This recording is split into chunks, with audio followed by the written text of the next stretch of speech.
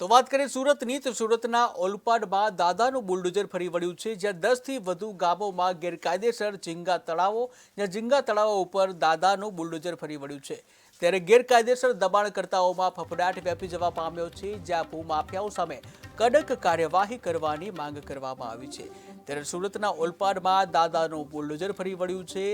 10થી વધુ ગામોમાં ગેરકાયદેસર ઝીંગા તળાવો ઉપર દાદાનું બુલડોઝર ફરી વળ્યું છે। દબાણકર્તાઓ જેઓ ગેરકાયદેસર દબાણ કર્યા હતું તેવા તમામમાં ફફડાટ વ્યાપી જવા પામ્યો છે। ત્યારે ભૂમાફિયાઓ સામે કડક કાર્યવાહીની માંગ કરાઈ છે। સરકારી જમીન લગભગ 15,000 વીઘાથી વધુ સરકારી જમીનો ઉપર ગેરકાયદેસર રીતે ઝીંગા તળાવનો ફરિયાદો વારંવાર એનજીટી, મુખ્યમંત્રી શ્રી, કલેક્ટર અને વહીવટી તંત્રને કરતા હાલમાં ઓલપાડ તાલુકાના બરગોટન અને 84 તાલુકાના ગામોમાંથી સરકારી જમીનો ઉપર ગેરકાયદેસર બનેલા ઝીંગાના તળાવ દૂર કરવાની કામગીરી ચાલુ કરવામાં આવી છે। દાદાના બુલડોઝર અને વહીવટી તંત્રએ જે કામગીરીની શરૂઆત કરી છે એને હું આવકારું છું। સાથે સાથે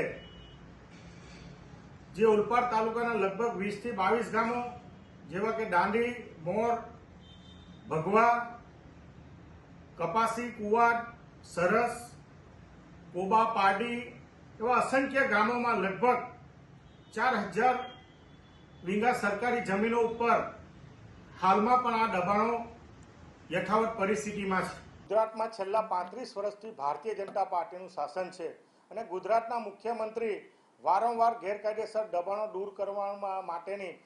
મોટા બુલડોઝર ફેરવીને જાહેરાતો કરે છે। સામાન્ય માણસોએ ગામડાનો હોય, શહેરનો હોય, એની ઉપર લેન્ડ ગ્રેબિંગ પર આ દાખલ કરવામાં આવે છે, પરંતુ છેલ્લા ઘણા સમયથી ઓલપાડ અને 84 તાલુકાની સરકારી જમીનો ઉપર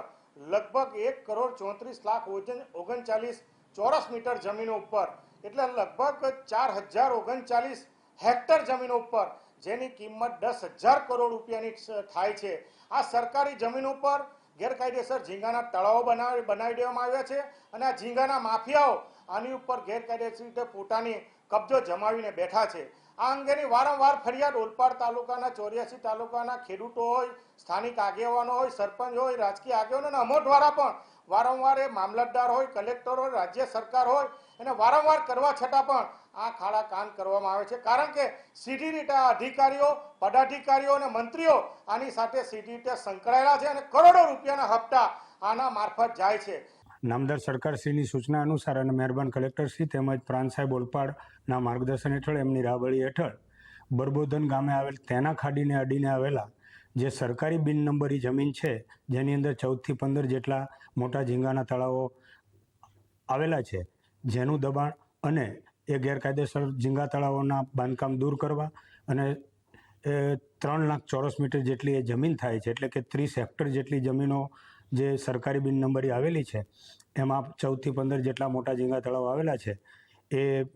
દૂર કરવાની કાર્યવાહી ગત તારીખ 5/2/25ના રોજથી શરૂ કરવામાં આવેલી છે અને હજી પણ 7 થી 8 દિવસ એ કાર્યવાહી ચાલશે અને